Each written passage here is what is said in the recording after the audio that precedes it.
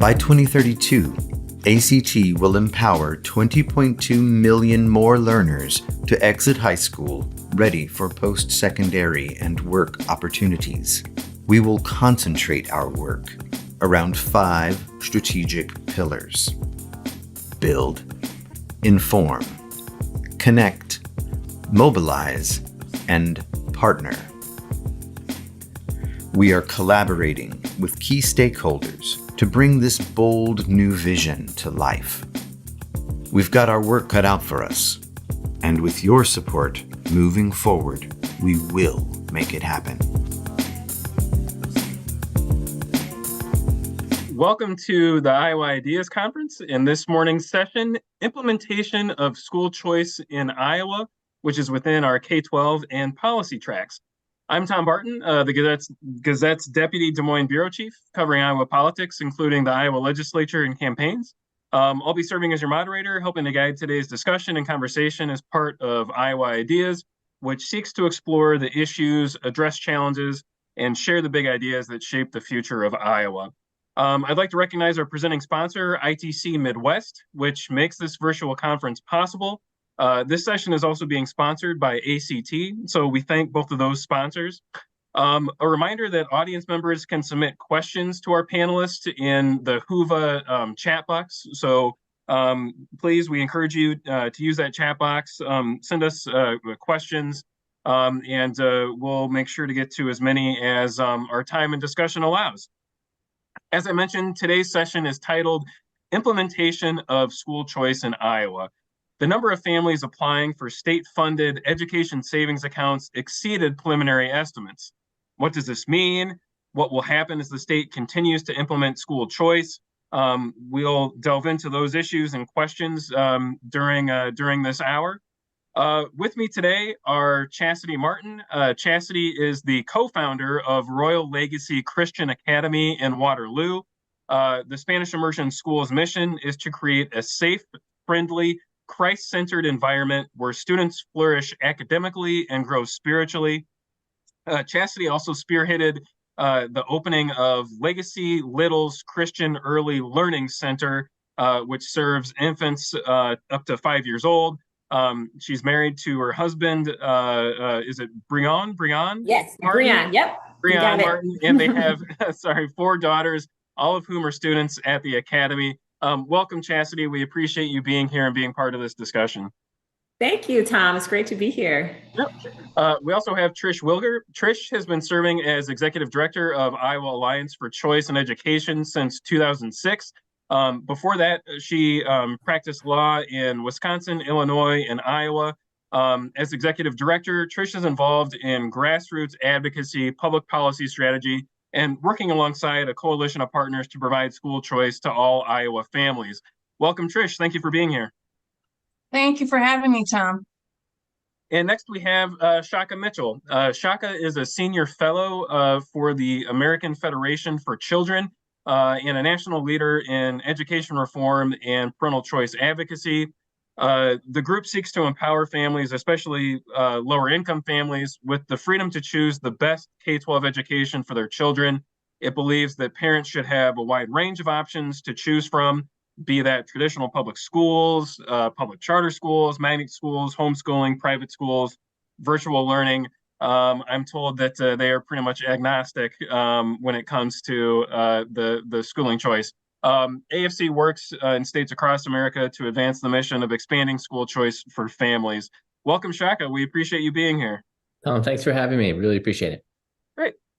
So the Iowa Department of Education just yesterday announced that nearly 19,000 Iowa students were approved for the coming school year for education savings accounts to attend private school after the program was passed by Republican lawmakers and signed into law by Governor Kim Reynolds earlier this year. But the number of students who used the accounts to attend private school this year, as well as the number of students using the accounts to transfer out of public school to attend private school, we're told will not be made public until certified enrollment data is released in December. State officials said yesterday.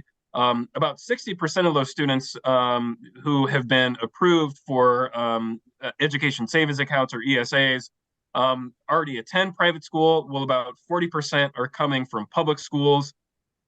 The program phases in until all K-12 Iowa students, regardless of income, are eligible in the 2025-26 school year. The program, which provides a student's full per pupil state allocation, around $7,600, that goes to families to pay for private school tuition. And it was a top legislative priority for Republican Iowa Governor Kim Reynolds this session. And in fact, I believe was the first bill she signed into law in January. Reynolds said that it would provide opportunities for every child to receive a quality education. Democrats and public school advocates opposed it, arguing it would siphon students and money away from already struggling public schools.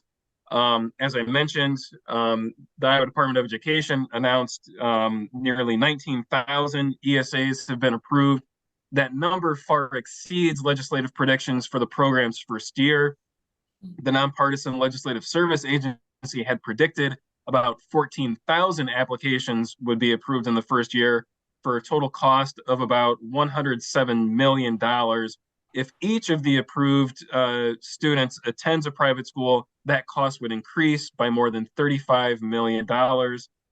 Lawmakers set no budget cap on the program, so each approved application will be funded regardless of cost. About 486,500 students attend public K-12 schools in Iowa during the 2022-23 school year, while private schools educated about 33,700 students. It's also worth noting that nearly half of Iowa's 99 counties, 42, do not have private school within their borders. Public schools will receive $1,205 in state money for every student within the district's boundaries that receives an education savings account, but will not receive the $7,600 they otherwise would if the students attended public school. Trish, I want to start off this conversation with you. You were in Des Moines pushing lawmakers to pass this legislation. Give us a little bit of the history. How did we get to where we are today with Iowa's new law, and how did this legislation come about? Sure, Tom. Well, really, school choice in Iowa started decades ago with the creation of a tuition and textbook tax credit that individual parents of public school, private school, and now homeschool students can take. So that gives parents some sort of help with tuition and other costs, and for public school families, the additional costs that might not be covered. We started then with the school tuition organization program, which is a tax credit program that's privately funded. We started with that in 2006. And that helped families have some choices and access to private school options that they otherwise would not have had. The first tuition or education savings account bill was actually introduced in 2013, and that was a pretty broad bill that was first introduced. In the interim before this year, a number of smaller proposals were brought and would make it maybe a little further each year. They'd make it out of subcommittee or make it out of committee, making little moves every year and increasing likelihood of success. Then I think the pandemic really brought about a parental surge of interest in school choice and options. Parents were, had knowledge like they'd never had before of what their children were doing, what they were learning, where they were learning, and some felt little control over some of those options. I think it really came to a head during that time frame. And then since then, of course, we had this large bill come out in 2023 that has the ability to make transformative change and give so many more families options in education. So you mentioned, this is not the first time or the first year that this has come up at the Iowa legislature. Governor Kim Reynolds previously proposed allocating a portion of the per pupil funding, I think about $5,360 for 10,000 scholarships available for covering the cost of private charter schools. The program was originally proposed to be for low-income students only, but the proposal failed to gain support in the Iowa House, where some House Republicans had pushed back on the program over objections from rural school districts who feared that the proposal would sap state aid to public schools and limit course offerings, and that it could lead to larger class sizes and force more school consolidations. Fast forward to January, Governor Reynolds delivers her condition of the state address outlining a new plan to devote more public tax dollars to subsidize private school tuition. Again, one where eventually all K-12 students statewide become eligible regardless of income. It's a significant expansion from what Governor Reynolds proposed last year, which failed to gain support in the House. And then within a few short weeks of her announcement, before the month had ended in January, lawmakers had passed and Reynolds had signed the bill into law. What suddenly changed? Well, I would argue that the change wasn't sudden. It developed over time, and I think really just kind of came to a head this year. I already talked about the surge of parental interest, which I think was critical. People out in the communities were talking to the legislators. People spoke at the ballot box last election and supported school choice candidates. Parents pushed for change and policymakers heard them. Previous bills were not going to bring about the scope of change that this bill did. I think some of them were hard to implement, or would have been hard for parents to know that they were eligible or not. I think this bill took into account implementation concerns and parent concerns so that a larger bill and a program was crafted into this legislation. All right. Shaka, help provide some context for us. Where does Iowa stand compared to other states when it comes to school choice legislation? What's the trend we're seeing nationally on this issue, and how does Iowa fit in? Yeah, it's a good question. I mean, I think well, you were very kind, let me say, in your opening remarks and you in calling me an expert. And I, I have some national perspective, but I would really credit, I mean, folks like Trish and Chastity who are in the state are really experts on what families in Iowa want. And this is where I think to your prior question to Trish, you got to give the Governor Reynolds and I guess her policy team some credit, right? Because if the idea expanded, that idea, as you mentioned, was only originally maybe for 10,000 students and then expanded. Well, you've got 18,000, mostly lower income, well, all exclusively, right? Because the first year it's only eligible for lower income families. It hasn't expanded yet.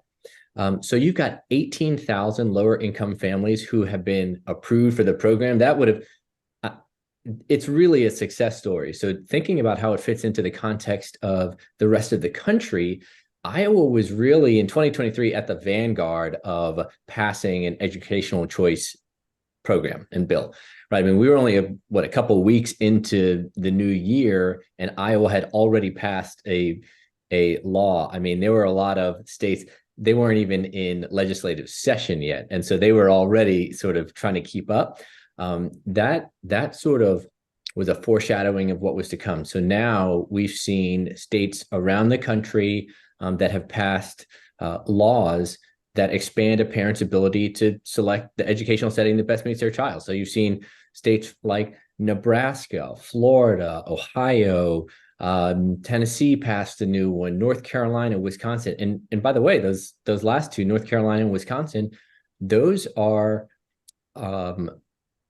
legislatures where you've got either a mix of Republicans and Democrats like sharing power. In North Carolina and Wisconsin, you've got Democratic governors. In Florida, it was bipartisan passage. So you're really seeing kind of a range of state dynamics, but all moving towards this, towards education freedom and giving parents more ability to select the setting for their child.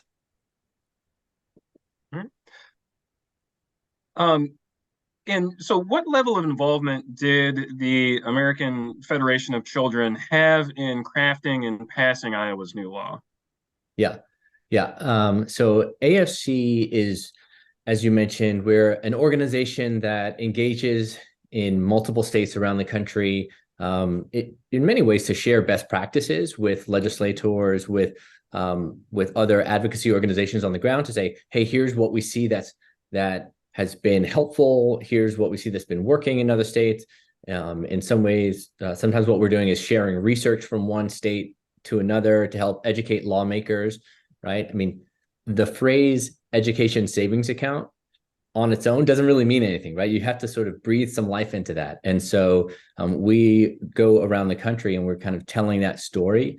One of our biggest initiatives that I'm really most proud of our team for is that we now have multiple cohorts of we call them future leaders fellows.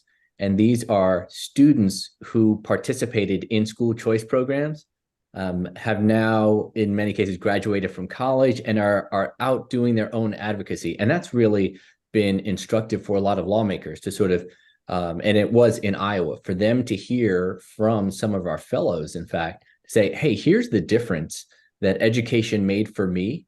Here's what it might do for similarly situated students in Iowa. So, we were engaged. We worked with Trish. We worked with many others in the state to sort of help inform the policy, I'll say. And it's a team effort. It takes many hands to move that kind of legislation. Yeah. So in Iowa, the organization's PAC spent about $254,000 during the primaries to oust incumbent Republicans who had resisted past proposals to subsidize private education. What do you say to critics who say that Iowa's new law is the result of a deep-pocketed, out-of-state special interest group putting its thumb on the scales to do in Iowa, I guess, what it maybe couldn't get done nationally, and that the result is the passage of a law Iowans don't want? It appears unpopular if you look at some of the polling. According to the Des Moines Register, they conducted a poll back in March that said that 62% of Iowans disapproved of it, including 51% of Republicans. Yeah. Okay. So that was a dense question. So yeah, sorry. No, it's okay. So there's a few different things there. I mean, I would say that, one, hats off to the Gazette for citing a Des Moines Register poll. But I would say that actually that polling doesn't surprise me, right? Because that polling is from March. And I think, as I mentioned, until you explain to people what this program is, how it works, you're not going to get a full appreciation of it. So there's actually a poll by an organization called EdChoice, and it's an Iowa poll from October 9th. 66% of adults, of Iowan adults, favored ESAs, strongly or somewhat favored ESAs. 74% of school parents, right? And that's the key number, right? What do parents want? What are they looking for? So I think as people learn about the program, that's what we see around the country. We see that as they learn about these new possibilities for their kids, they're willing to seek them out. And so that's what I'd say to that. On the matter of engaging politically, yeah, we're not ashamed of the fact that our organization supports candidates who support school choice, really, and I should say educational choice, because it's really opened up in new ways in recent years. And we did do that in some cases. I think about the education committee chair, actually in the House there in Iowa, was sort of holding up this bill. And there was a candidate running against him who was, it's Helena Hayes. Representative Hayes was a candidate that, frankly, was being outspent and outraised by a factor of like 10 to 1, because she was running against an education committee chair who had the support of union backing, et cetera. And so that's a race that we engaged in. to Representative Hayes' credit, she also did a lot of hard work and got across the finish line first. So we do engage in that, but I think we're a little bit in that realm, kind of like if you remember the Dr. Seuss story, the Lorax who speaks for the trees. We try to speak for the kids. There are special interests who are already spending money and speaking for sort of entrenched public school interests. And as you mentioned, we're pretty agnostic as to type. We just want to represent and advocate for children, whether that's through policy or at the ballot box. All right. I want to move next to look at how private schools in Iowa are being impacted by and taking advantage of the new law. Chastity, what does enrollment look like for this school year, and how has that been affected by the education savings accounts? Yeah, so our enrollment has almost doubled this year, and now that sounds awesome, and it is. But truth also is that our school is pretty small. So last year we had 22 students. This year we have 36 students in our K-6 grade. So and we anticipate that number growing. But I would even like to piggyback on what Shaka just communicated concerning the information that's available to parents concerning ESAs. The demographic that we serve primarily are families that would not traditionally be private school attenders. And so their understanding of what's available to them or what's happening with ESAs was very minimal. And in fact, depending on where you get your news, their understanding of what ESAs were and what it would accomplish was very much influenced by the big voice of media. And so they didn't know what it was and almost none of our parents knew about educational savings accounts until we had to do a lot of groundwork and community. Like, hey, if you want to come to a private school, these funds are now available to your family. So we anticipate that the information becoming more readily available and what it actually means to empower families in years to come. So yeah, ESAs did play a role in that for sure, but it wasn't because the information for families was super available to everybody. We had to do a lot of that groundwork. I don't think any one of our families heard about, oh, great, I'm going to, come because now I can, based on what I know about ESAs. We did a lot of our personal own PR about, if you want to come to Royal Legacy, tuition will be covered. And you mentioned the families taking advantage of it. Are those families that I guess traditionally wouldn't have been able to go to a private school? I guess, can you elaborate? Why is that? Can you talk a little bit more about kind of the demographics that you're seeing? Sure. So, Royal Legacy is somewhat of the redheaded stepchild in our community, in the sense that,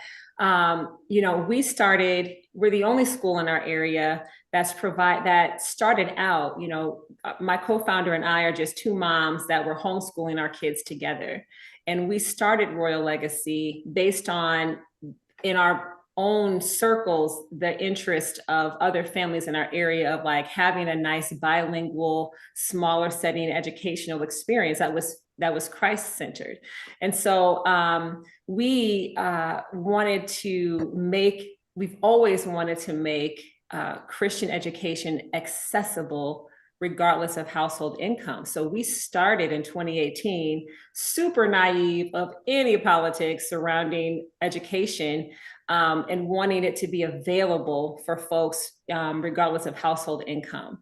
And so we offer, tuition, and like I said, on a sliding scale. And because of, once we, in our own attempts to promote our school, told people that, hey, you can come to our school and we'll base it on your household income. The first 28 students of our school probably came because of its accessibility financially. And so we typically serve a lower to middle income range of families. So that maybe wouldn't traditionally pick, that would choose, and for our families, public school was never a choice. It was the only option available to them. They never chose to go to public school. They didn't know they had a choice. It was what was the school that was in their district that they could easily access, and that's where they went. So when another option became available, they chose a different option. You talked about financial accessibility. I'm curious, what is tuition for this school year, and is that higher than last year because of the access that families have to the state funding change? Yeah, so our last year, okay, so as I mentioned, we started out with a sliding scale. So that means our tuition cost when we opened up until this year has been $5,000 per student. That's nowhere near the cost of what it cost us, the tuition that it costs us to educate a child. This year, our tuition has gone up to $6,323 per student. And so that raise is just a little inch to get us closer to the actual cost per student, which is over $20,000 per student to educate.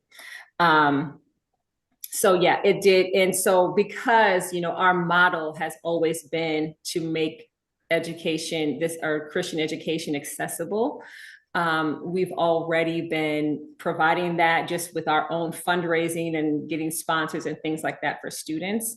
And so this did allow us to accomplish our mission more easily.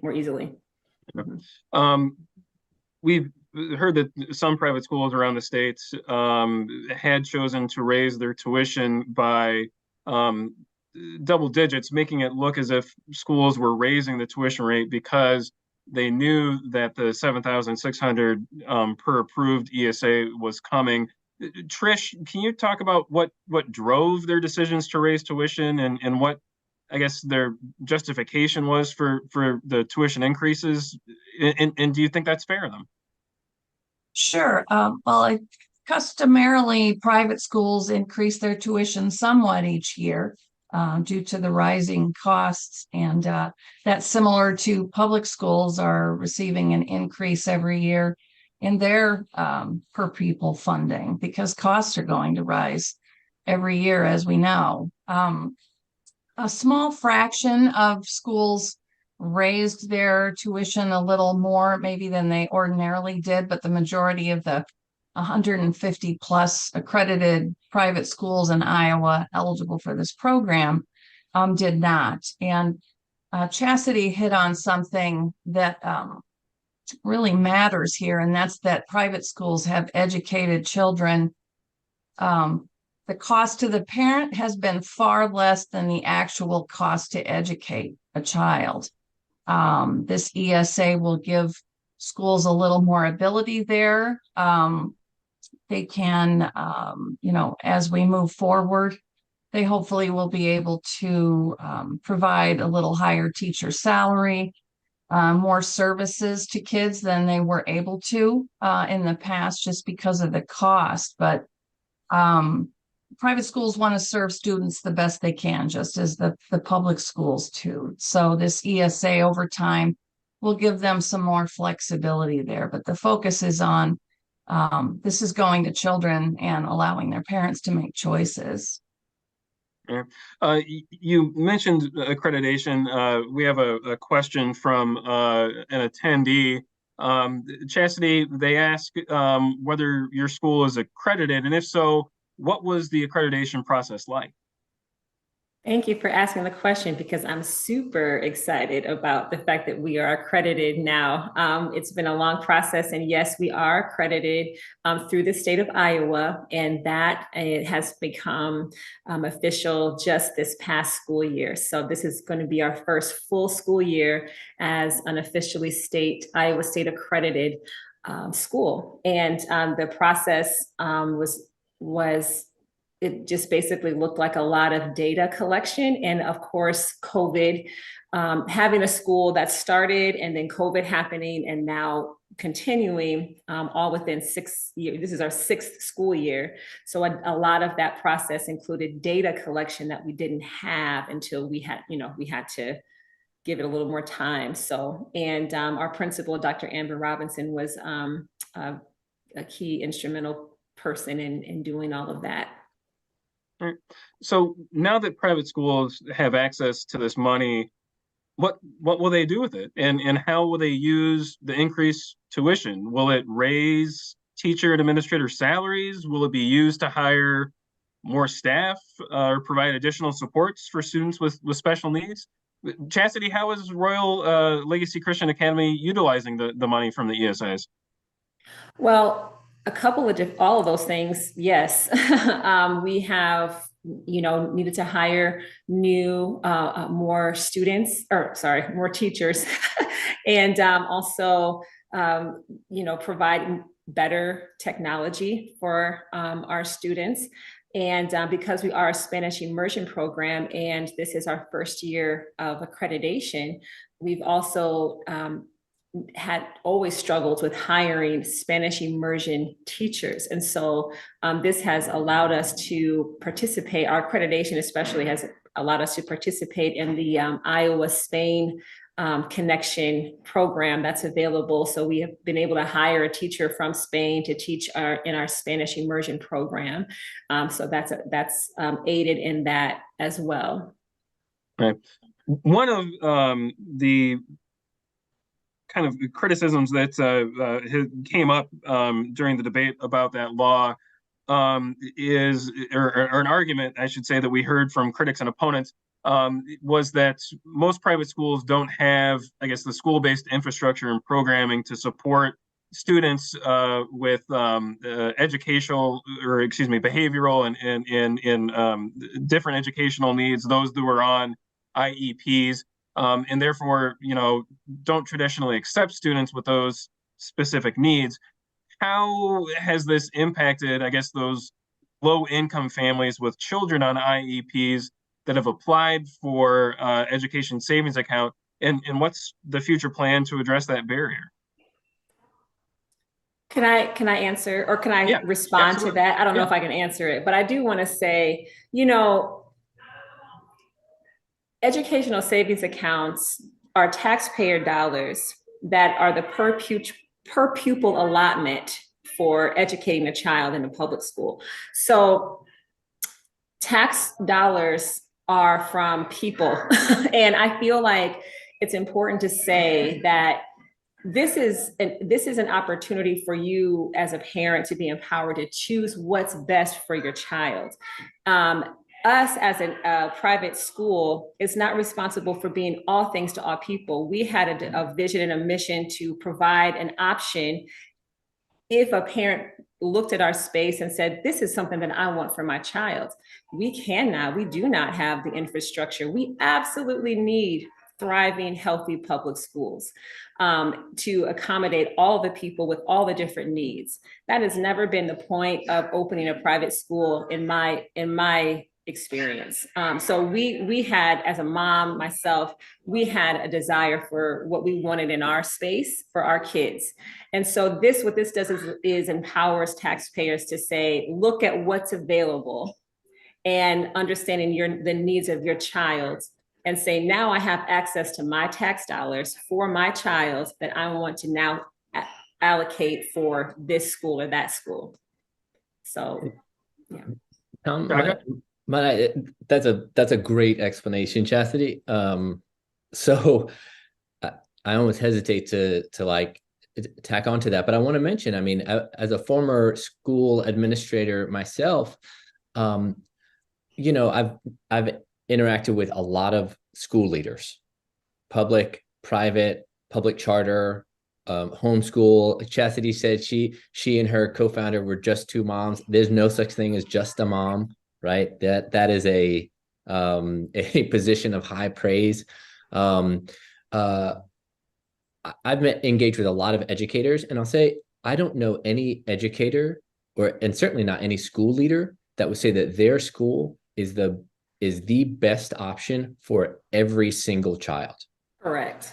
And no educator would say that, Tom, because they know how diverse the range of student needs really is, right? And so that's whether that's high academic performers or struggling readers, or, students with mental health, issues and trauma at home. I mean, a range of things, special needs, et cetera, whether those are physical or otherwise. And so, and we also know, and a lot of people aren't aware of this if they don't have experience working inside the education system, but public schools, public districts in Iowa, in every state, routinely outsource provision of services for students with special needs.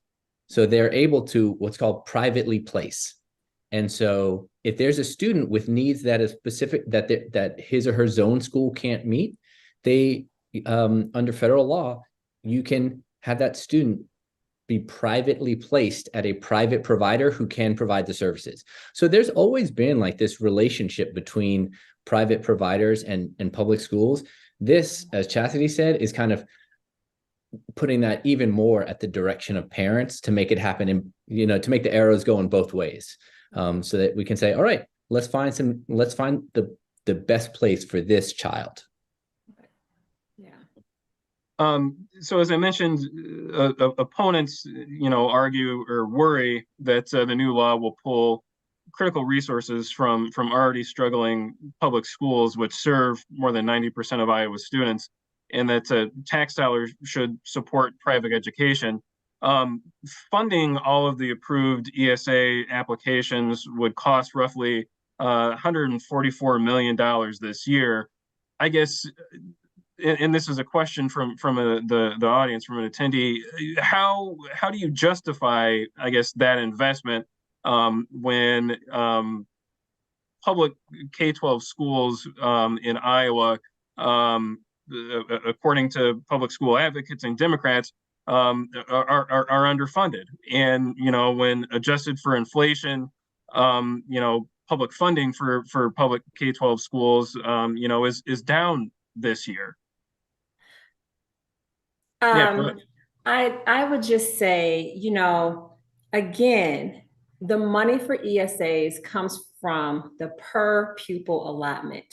So every child has a dollar sign floating over their head. And if that child, and you should not receive funds for children that you are not educating. So really the argument is not you're taking money from the public schools. It's now saying, now I have competition for students.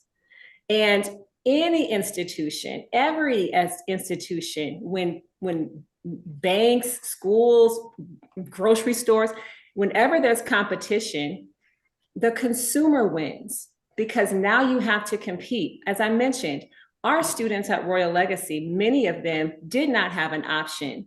It was just, I'm going to the school in my district, period. There was no competition for them because they didn't have an option. And so the most marginalized people in a community suffer the most when there's not another option. And so in my understanding, in my estimation, school choice and ESAs simply even out the playing field a little bit, saying that everybody has access to their own tax dollars, and the money is going to the families, not the schools. And it's allowing students, it's allowing families to say, okay, now there's an option. Is there a different option than a public school? And it is not taking money from public schools, as is the big message I feel like that's been mostly communicated. So yeah, that's kind of my thought on it. And I'll jump in here as well.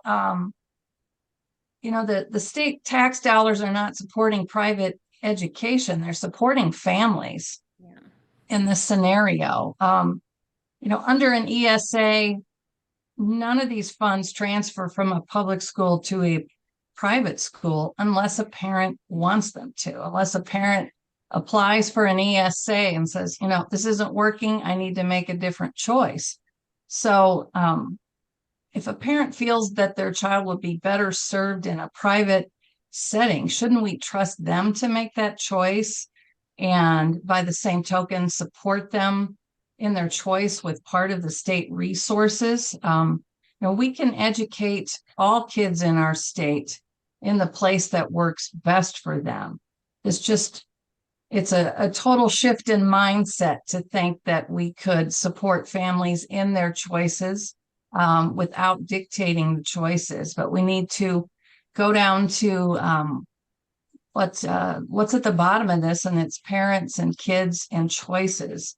And sometimes I feel like it's an insult to public schools to say that they're struggling and not meeting kids' needs. We know the majority of Iowa kids are going to be educated in a public school.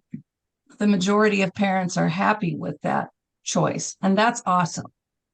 But it doesn't work for everyone.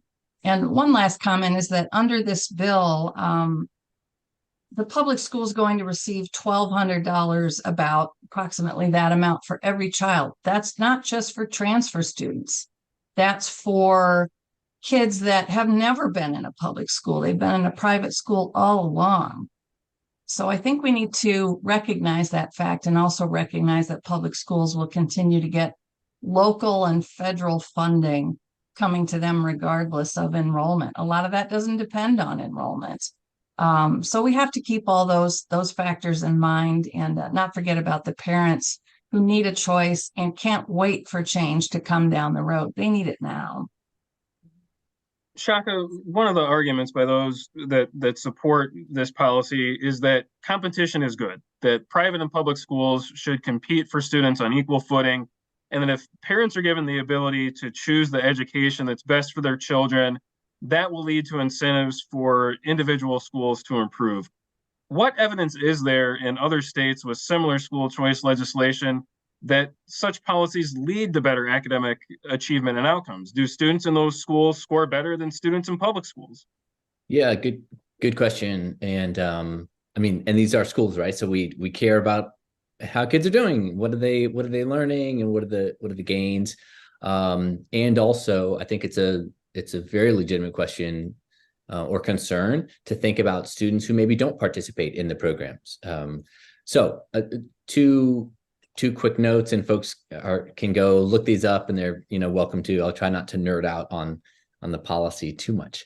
The first thing I would point to is there's a national test. It's called the National Assessment of Educational Progress. It's administered in every state, and it's administered on a yearly basis. It's sometimes called the nation's report card. As you might imagine, through the pandemic years, those scores have really declined, and you've seen that in every state. The NAEP does something really interesting, and that is this past year, it broke out scores for Catholic schools as a district. Okay, so if you think about the Catholic schools in the U.S. as their own state, and I know that's not true, but if you think about those, Catholic schools would have been the highest performing state in the country. Now, AFC is not. We are not a Catholic schools advocacy organization, right, per se. We're for parent choice. But one of the things we should say is, all right, hey, if that's a bright spot, how do we get more parents access to that bright spot if they want it, right? And so I'd say choice programs can do that. The other thing I'd point to, really specific on that competitive pressures question, there's a study that came out of Florida, and Florida has right now hundreds of thousands of students participating in choice programs around the state. They also passed an ESA program. Last I heard, there was something like 300,000 applications for that. I mean, so it is just really exploding with interest down there. That state probably gives us some of the best data that we have on how students are doing, because there are some academic tests.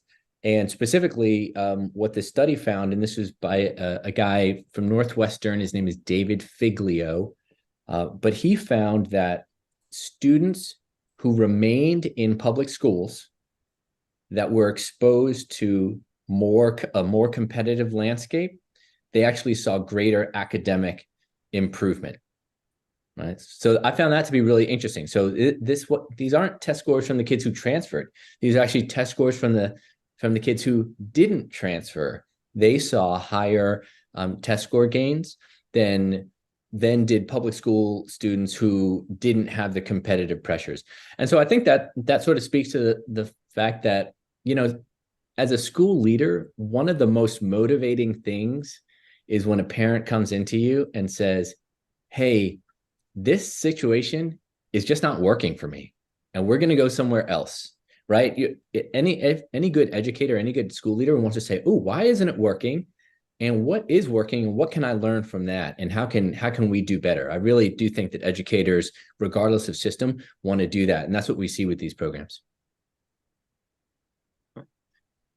A majority of the more than the roughly 19,000 approved education savings accounts, those students already attend private school. About 60%, it's anticipated, are students that are already attending accredited private schools who met the income eligibility. And again, once fully implemented, all K-12 students statewide become eligible for these taxpayer-funded education savings accounts, again, regardless of income. So even if a student came from the wealthiest families, they'll be able to use these public funds. However, the state places an income cap and now an asset test when it comes to other public assistance programs, like food assistance, for example. You know, Iowa's leaders often argue that taxpayer subsidies should only go to those Iowans who truly need the assistance. So I'll throw this to the group. Why should Iowa's wealthiest families be able to use this money in the same way as struggling families to attend private schools? I can give you my thought on that, is that I keep saying it, but not to sound like a broken record, but it's the per pupil allotment. So unless the argument is that people that are wealthy should only go to private school, that dollar amount is available to that child in a public school as well. You know, so it's, and taxpayer dollars come from people. And if you are a taxpayer, then you should have access and a choice in how those dollars are applied to your family. So I believe it's a great thing that your tax dollars are following the child rather than going to the school that is in your district, whether your child's going there or not. And also, you know, I feel like the whole the idea of the playing field being even level, a little bit more level when it comes to education is a good thing. We should all have equal access to dollars, and that's kind of what this allows people to do. Equal access to opportunities and things that are available for my child's education. So that dollar amount that's available from my student should be available regardless of your household income. Yeah, to piggyback on Chastity's comments, in a public school setting, the wealthiest families, their children receive the same funding, the same services that the most low-income family in the same classroom would receive. This per pupil allotment is the same. So if someone went from private school to public school, we'd be spending that money there as well. I think a couple of other things we also have to keep in mind is that private schools, homeschool families, people choosing other options have been saving the state millions of dollars for years, and got no break for it whatsoever. You know, those children, if all the 37 or 33,700 children in private school went to public school, what a difference that would have made over the years. I think there's a misconception that private schools are only serving wealthy families, whereas I think the majority of them are lower income, middle income, working class families. Some of those families have been working, a parent's working 3 jobs to keep their child in the private school because they love that school and their child's doing well there. The ESA, by giving some help to existing families, helps families in that scenario as well. Yeah, to Trish's point, I mean, in this first year in particular, what we saw with the nearly 19,000 applications that have been approved, not just applied for, right? Because I think that was closer to 30,000, but 19,000, almost nearly 19,000 applications approved. Again, those are families who are within 300% of that federal poverty line. Mm-hmm. What that works out to be, let's say you're a 2-parent household with just 1 child. That's an income of 74,000 and change. Okay, for that 2-parent household with 1 child. So 2 parents making 37K, and what you said, Tom, is that many of the applications come from people who have children already enrolled in private school. What that means is, like, if you're a family and mom and dad are both making about 37,000 and you're sending your kids to private school, that's a sacrifice, right? You're not like rolling in cash. This is a sacrifice that families are making, and many of them are doing it because their kids' needs aren't being met. Maybe their kids are being bullied. Maybe they have a high achieving kid and there's just not the class offerings. I mean, we don't know. It's a range of things, and they're making those sacrifices. And so this is kind of a way to right size that. That's at least what we're seeing this year. Right. As I mentioned earlier, about 60% of students approved for the education savings accounts already attend private school, while about 40% are coming from private schools.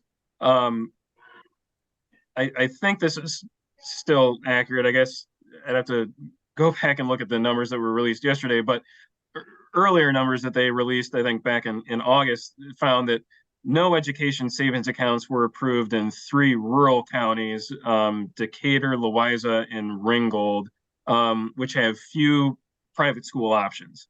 And right now, Iowa private schools have only about 9,000 openings, the governor's office has previously said. Trish, will this new law be a catalyst for new private schools in Iowa? When, where, and how soon can we expect to see new private schools?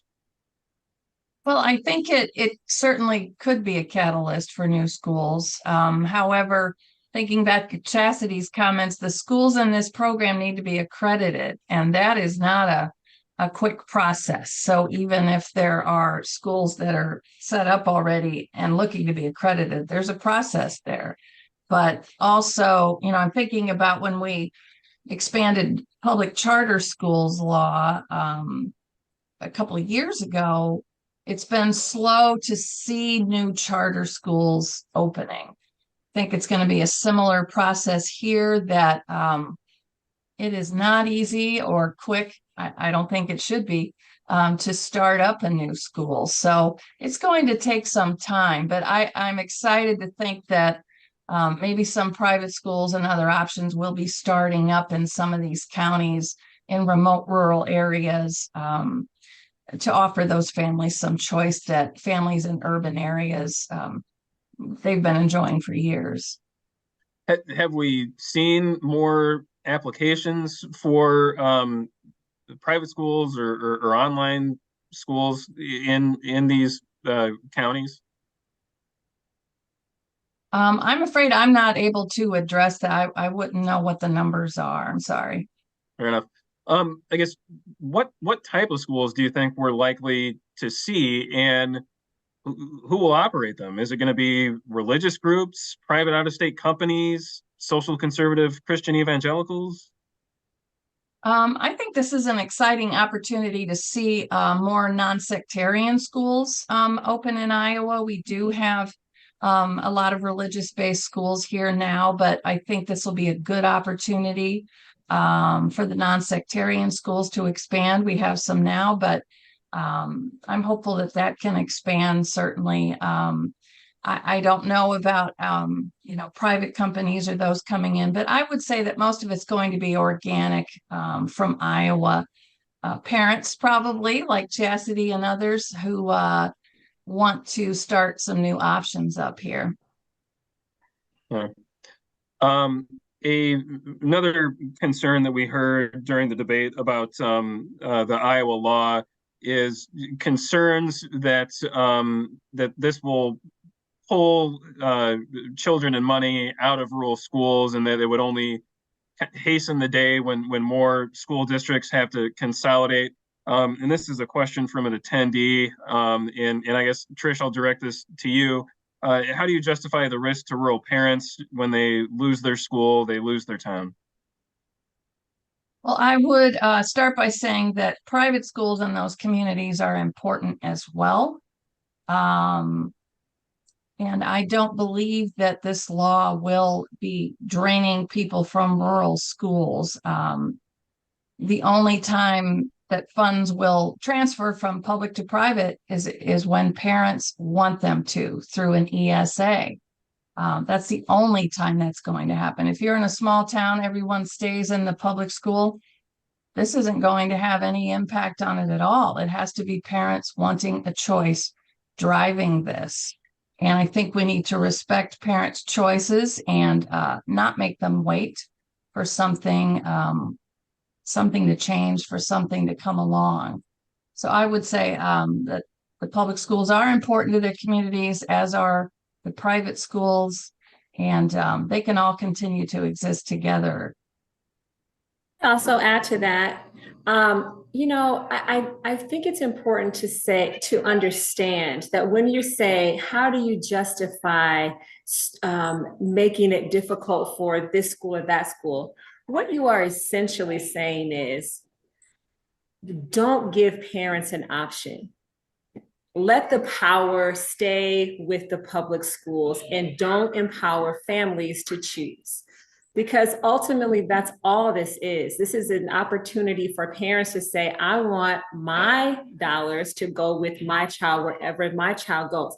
And I don't feel like people are quite understanding or framing what this is correctly. I feel like it's more of a, don't let rural families have any options other than the public school that they have right now. Maybe I'm missing something, but it just doesn't, I don't quite understand why that message is not as clear. And I kind of understand it because there's, power wants to keep power, but we need to, I feel like it's always important to empower the people, families. Here's another option. Would you like to choose this option? If you would, here's your tax dollars. And you can now utilize to go to the school of your choice. It's empowering families, not schools. But to that, though, opponents have raised concerns about equity. Again, they note that depending on where you live in Iowa, you may or may not be able to use an education savings account. They note that private schools can be selective about who they admit, and are allowed to turn away students with special needs or those with learning disabilities or behavioral issues. They can deny admission to gay and lesbian students. So I guess, how do you respond to critics who argue that the new law provides choice for some, but not all? Sorry, go ahead. Well, I mean, Chastity, if I might, I mean, I think I want to take folks who are concerned, who raise those concerns, in good faith, because I think they're legit concerns. But when I think about what's at inequitable situations, I think about the more than $17,000 that's spent per pupil in Cedar Rapids public schools for results that have been failing students for years. Right, where you've got low graduation rates, poor academic performance in among many of the high schools. These are areas where you've got pretty diverse, like racially and socioeconomically diverse schools, and like you're spending 17,000 plus per pupil for abysmal results and saying that's fine, like that's inequitable. Giving families an option where now they've got the agency to make a choice, that to me is like, that's empowering. Yeah, and if I could say anything else to that, it would just be, again, a private school or charter school opens based on something that they would like to see. Myself and my co-founder, we saw a gap in education in our area. There were certain things that I really wanted for my kids that I didn't see in my community. It's not for everyone. It never was designed to be for everyone. So you are now as a parent empowered to say, I like this, I want to choose this, and now I have access to funds to choose it. Unfortunately, we're running out of time, but I do want to get one last question in that's forward looking. And I'll throw this to the group. What's next? I guess what else is needed in the state to help schools, parents, students implement this new law? What barriers or hurdles still remain? I would say better access to understanding of what it is and what it's not, better distribution of information concerning it that's unbiased, that just really sharing the facts of what this actually is without the propagated messages surrounding ESAs is very important. Yeah, I would add that getting the information, if families don't know about it, it's not helping them. So that's something we need to do, and meet language barriers there where that's happening, and get the word out and let parents choose, and have parents support other parents' choices. I think that's critical here. My choice isn't about anyone but me and my child. And I think we need to let parents make those choices. And once we do that in the future, things will really fall into place, and kids will be better served.